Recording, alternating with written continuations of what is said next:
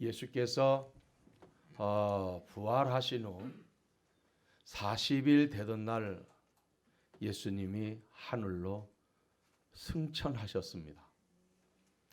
예수님이 하늘로 승천하신 후에 제자들과 성도들, 예수님의 부활 승천을 하늘로 승천하심을 본 모든 이들이 감람산에서 예루살렘으로 돌아와서, 그러나 감람산과 예루살렘은 거리가 먼 것이 아닙니다. 계곡 하나를 두고 있기 때문에 맞은편에서 훤히 보이는 그런 거리입니다. 키로수로 말해서 2km, 3km 되는 것도 아니죠. 그런데 예루살렘으로 돌아온 사도들과 성도들이 일치한 행동을 했어요. 예수님께서 승천하시기 직전에 하신 말씀이 뭐냐면, 약속하신 성령이 임할 때까지 너희들은 예루살렘을 떠나지 말라는 말씀 마지막으로 하셨거든. 그 외에는 다른 말씀이 없었어요. 예루살렘을 떠나지 말고 약속하신 아버지의 성령을 기다리라는 말씀입니다. 그런데 이 사도들과 성도들이 일치한 행동을 한 것이 뭐냐면은 모이는 일에 같이 했어요. 모이는 일에. 그리고 기도하는 일에 같이 했습니다. 그런데 더군다나 이 당시에 이 모임은 하루 한 번 모이는 게 아니었어요. 이틀에 한 번 모이는 것이 아니고 매일 시간을 정해놓고, 하루에 2번이든 3번이든 매일 시간을 정해놓고 예수님 승천하신 후에 모이기 시작해서 오순절날 성이 임할 때까지 정기적으로 모였는데, 기도도 10분 하고 가고 20분 하고 가기 아니고 모이는 건 같이 모이는데 끝나는 시간은 없어요. 그냥 각자가 기도하다가 돌아가는 거였는데, 이건 1시간이 걸렸는지 2시간이 걸렸는지 3시간이 걸렸는지 알 수도 없는 거죠. 사실은요. 한두 번 모일 수 있고 2, 3일 모일 수는 있겠는데 지속적으로 모인다고 하는 거, 여러분, 이게 사람의 의지로 모이는 게 아니에요. 초대교회는 모이는 일에 같이 했어요. 13절, 들어가 그들이 유하는 다락방으로 올라가니 베드로, 요한, 야고보, 안드레와 빌리, 도마와 바돌로메, 여기에 11명의 제자들과 성도들이 모였습니다. 이때 모인 수는 120명 정도가 모였어요. 120명이 모였어요. 숫자가 120명이라고 그랬죠. 주님의 승천을 목격한 성도들이 예수님이 하늘로 승천하는 모습을 보면서 성도들의 마음에 뭔가가 와닿는 게 있었죠. 그래서 이들은 떨어지지 아니하고 집에 갔어도 다시 모이고 갔어도 다시 모이고 함께 모이기를 시작을 했던 겁니다. 성도들의 모임은 숫자와 관계없이 매우 중요한 모임이라는 걸 우리가 알아야 됩니다. 어떤 모습으로 모이든 그리스도의 이름으로 모이는 그 모임은 굉장히 중요한 거예요. 그래서 마태복음 18장 20절에 예수님이 뭐라고 그랬어요? 2-3 사람이 내 이름으로 모인 곳에는 나도 그들 중에 있느니라. 지금 우리는 말씀대로 뭐예요? 모임에 힘을 써야 할 때예요. 그 모임의 구심점은 뭐예요? 주님의 임재의 기다림입니다. 주님의 임재의 기다림. 하나님을 향한 성도의 모임은 단순한 친교가 아니에요. 친교도 그리스도 안에서 성령으로 교제하는 아름다운 친교가 되어야 되지, 인간적으로 개모임하듯이 모이는 그런 걸 말하는 것이 아니에요. 성령으로 교제하고 말씀으로 교제하고 기도로 교제하고. 그래서 이 모임의 구심점은 주님의 임재의 기다림인데, 여기에는 크게 2가지의 핵심이 있는데, 그게 뭐냐면 하나는 기도의 모임이고 2번째는 예배의 모임입니다. 물론 초대에 이 모일 때는요, 예배의 형식이라는 자체가 없었어요. 그냥 모여서 기도하다가 설교하다가 그랬지.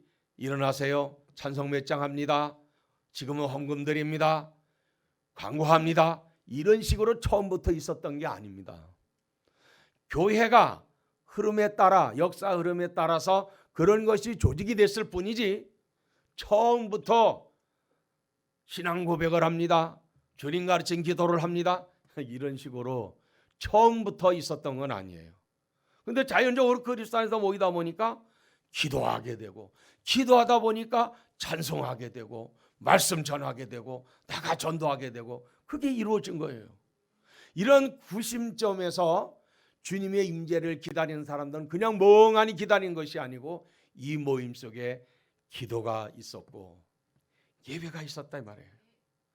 그래서 항상 우리는 예수 중심의 모임이 되어져야 돼요. 뭐든지 예수 중심의 모임에는 기도가 있게 마련이고 예배가 있게 마련인 거예요. 히브리서 10장 24절에 말씀합니다. 서로 돌아보아 사랑과 선행을 격려하며 모이기를 패하는 어떤 사람들의 습관과 같이 하지 말고 오직 권하여 그날이 가까움을 볼수록 더욱 그리하자. 그리스도 안에서 성도의 모임은 오직 말씀에 순종하는 일입니다. 지금은 우리가 주 안에서 모임을 통하여 그 모임 속에서 자신의 믿음을 더욱 돌봐야 될 그런 중요한 시기라고 말씀드릴 수 있어요. 주를 위한 모임 속에는 하나님께서 주시는 비밀의 말씀이 있는 거예요. 하나님의 말씀은 세상 모든 자연인들에게 주는 말씀이 아니에요. 하나님을 믿는 특별한 주의 백성들에게 주시는 것이 하나님의 말씀이에요. 이 말씀 속에 현재와 미래가 다 들어있는 거예요. 하나님의 나라의 도래함이 여기에 바로 들어있다는 그러한 말씀인 것입니다. 그리고 기도하는 일에 같이 한 거예요. 영성은 기도를 통하여 얻게 됩니다. 영성은 육의 힘이 있듯이 영의 힘이 있어요. 육신의 힘이 굉장히 중요한 거예요. 굉장히 중요합니다. 그런데 이 육신의 힘처럼 강건하게 받쳐주는 게 영성이라는 에너지예요. 영성이 있을 때 그리스도인들에게는 모일 수도 있고 주 앞에서 봉사할 수도 있고 전도할 수도 있고 뭐 여러 가지 일을 다 할 수 있는 게 이게 영성이에요. 영성이 없으면은 힘들어져요. 기도하는 것도 힘들어지고 예배 드리는 것도 힘들어지고 다 힘들어진다고. 어때요? 사랑하는 성도 여러분, 힘이 들다고 느껴지십니까? 하나님의 은혜를 받아 영성을 회복하기를 주의 이름으로 축원합니다. 영성을 회복해야 돼요.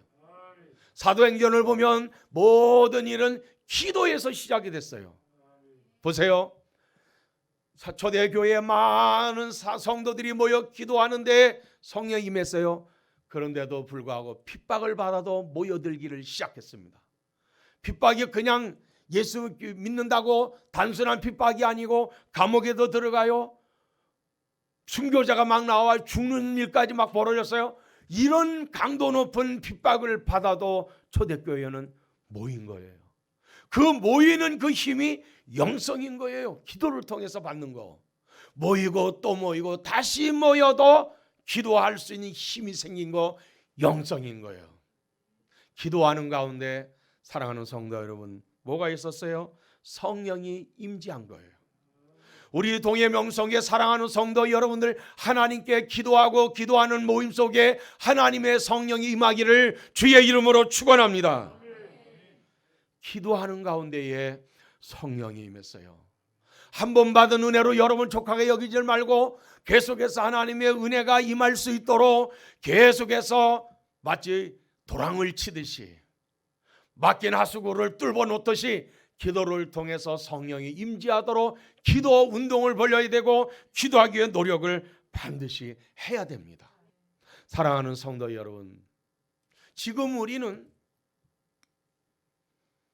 전도에서 많은 사람들이 몰려오는 것도 중요하지만 지금은 내 자신의 믿음의 강성함, 내 믿음의 영성을 회복하는 일, 이게 더 중요한 거예요.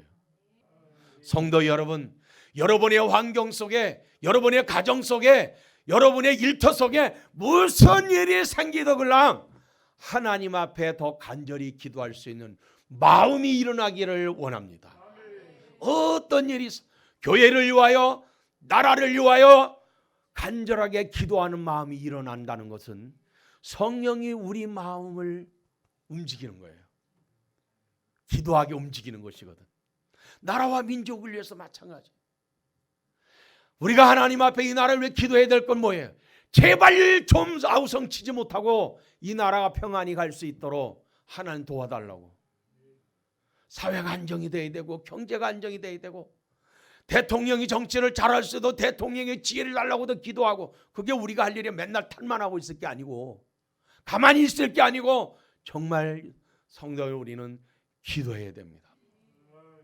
성도는 기도가 살아있어야 돼요. 성령과 소통하는 기도라야 살아있는 거예요. 이러한 기도는 영성을 축적하는 일이에요. 영성을 축적한다고. 기도 속에 하나님의 강력한 성령의 역사가 나타나는 거예요. 기도가 없이는 우리는 살아갈 수가 없습니다. 한마디 기도라도 하나님과 소통할 수 있는 기도의 능력이 있기를 원합니다. 그러므로 성도가 기도가 중요한 이유, 성령이 임하는 통로이기 때문에 그래요. 성령이 임하는 통로예요. 성령은 절대로 기도할 때 임하고 찬송할 때 임하고 말씀 들을 때 임하고 주께 기도할 때 임하는 것이지 싸울 때 임하는 성령이 아니에요. 여러분들이 부부싸움할 때 성령이 임하는 거 경험한 적 있어요? 없어요. 싸울 때, 부부싸움할 때 성령 임하지 않아요. 술집 가서 술 마실 때 성령 임하지 않아요. 성령의 기도는 기도할 때 성령이 임하는 거예요. 또한 이 믿음의 영성을 키우는 일이 뭐예요? 성령이 임할 때인데 믿음의 담대함을 키워줍니다. 영성은 믿음을 담대하게 키워줘요. 믿음이 담대하지 못하면 굴복합니다. 세상에 강한 것, 두려운 것, 무서운 것이 닥칠 때에 권력 앞에 우리는 힘을 쓰지 못하고 맥없이 넘어질 수밖에 없어요. 믿음이 담대하지가 못해요. 근데 믿음의 영성이 있으면 절대로 부끄럽거나 비겁한 행동을 하지 않아요. 우리는 육신의 목숨을 위해서 비겁한 신앙인이 되지 아니하고, 믿음 육신의 목숨을 위해서 부끄러운 삶이 되지 아니하고 믿음의 담력을 키워나가야 할 줄 믿습니다. 기도는 믿음의 이 기적을 구하는 게 아니에요. 영의 강건함을 위한 거예요. 모든 일을 하나님께 맡김이 되는 게 이게 기도입니다. 아무리 근심된 일이 쌓였다 할지라도 기도하는 사람은 고민만 하지 아니하고 하나님께 맡고 평안함을 가질 수가 있고 쉼을 가질 수가 있는 거예요. 초대교회 성도들은 기도할 때마다 고민하는 일이 없었어요. 초대교회 성도들은 기도할 때마다 가슴 치면서 근심하면서 괴로워하는 일이 기도해나 안 하나 똑같지 않았습니다. 모든 걸 맡기고 기도했을 때 성령이 임하고, 성령이 임하니 나가서 그들은 하나같이 힘을 다해서 주님을 전파하는 일에 자신들의 모든 노력을 다한 것을 볼 수가 있습니다. 자, 이들은 다 같이 성령 받았어요. 오순절날 모여 기도할 때 불모양의 성령이 임했습니다. 성령이 임재함으로 거듭나고 변화되고 능력이 나타나고 다양한 은사가 나타나게 됐는데, 이때에 이런 역사가 일어나니까 주의 복음을 전할 때 똑같은 역사가 일어난 거예요. 불이 있으니 불이 나간 거예요. 능력이 있으니 능력이 나간 거예요. 하나님의 영적인 무기예요. 이것이 없으면 할 수가 없습니다. 성령의 이끌림을 받으니 예수 그리스도의 복음의 전파자가 됐던 거예요. 그래서 자격 기준, 전도자의 자격 기준이 뭐예요? 성령 받는 일이에요. 성령 없이 우리는 아무것도 못합니다. 어디든지 누구든지 대상을 가리지 않고 전도하여 성령의 불을 붙이는 역사가 그게 일어난 거예요. 그게 없이는 우리는 아무것도 할 수가 없습니다. 지금은 하나님의 성령으로 충만하고 확증할 때입니다. 지금은 성령과 말씀으로 자신의 믿음을 더욱 견고하게 할 때예요. 자신의 영성을 키워야 할 때예요.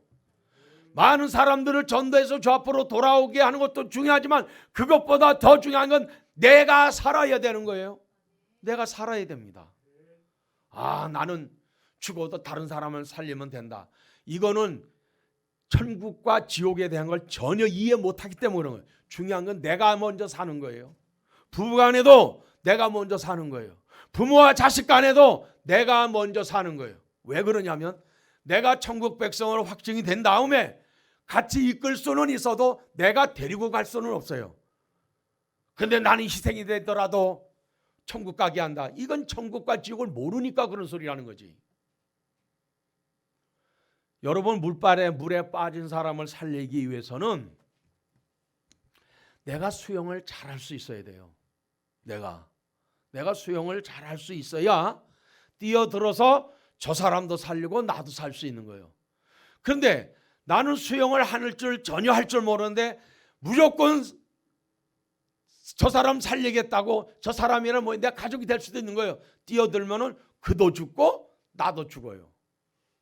그래서 저는 아예 뛰어들질 않아.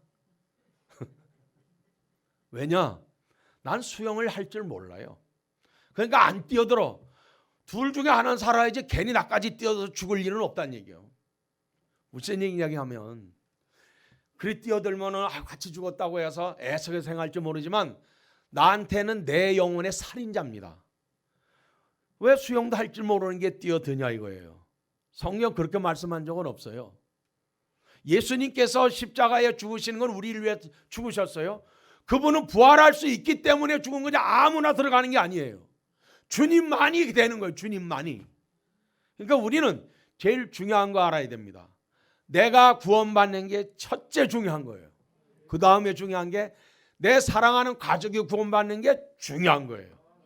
내가 지옥 가고 다른 사람을 천국 가게 할 수는 없는 거예요.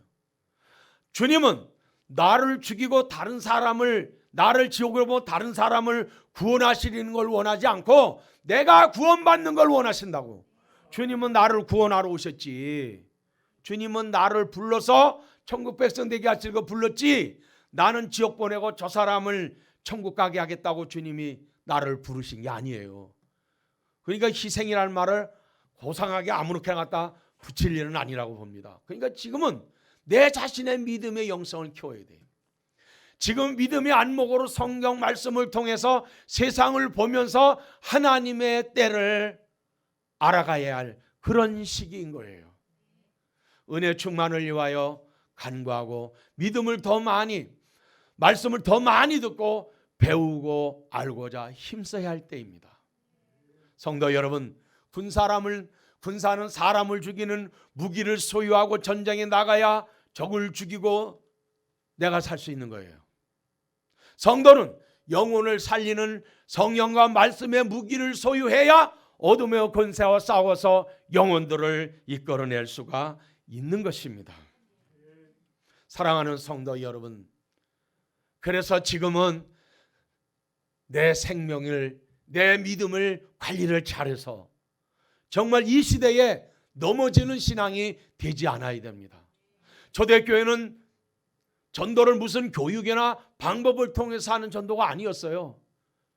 전도 세미나 이래가지고 초대교회 누가 나와서 전도 세미나 하고 그런 시절이 아니었어요. 성령 충만하니까 그냥 전도가 됐어요. 전도는 예배당을 채우기 위한 전도가 아니에요. 교회를 세우기 위한 일이고 영혼을 구원하는 일이었습니다. 예배당과 교회는 달라요. 예배당은 하나님께 예배 드리는 것, 집을 말하는 것이고 교회는 주님의 몸을 말하는 것이 교회인 거예요. 그런데 이걸 우리는 통틀어서 그냥 교회 이렇게 말하지만 엄밀히 구분하면은 예배당은 예배당이에요. 하나님께 예배 드리는 예배당이라고. 그 전도라고 하는 것이 뭐예요? 예배당 채우기 위한 목적이 아니고 교회를 세워가는 일이고 영혼을 구원하는 일인 거예요. 누가복음 21장 34절에 너희는 스스로 조심하라. 그렇지 않으면 방탕과 술 취함과 생활의 염려로 마음이 둔하여지고 뜻밖의 그날이 덫과 같이 너희에게 임하리라. 이 날은 온 지구상에 거하는 모든 사람에게 임하리라. 할렐루야.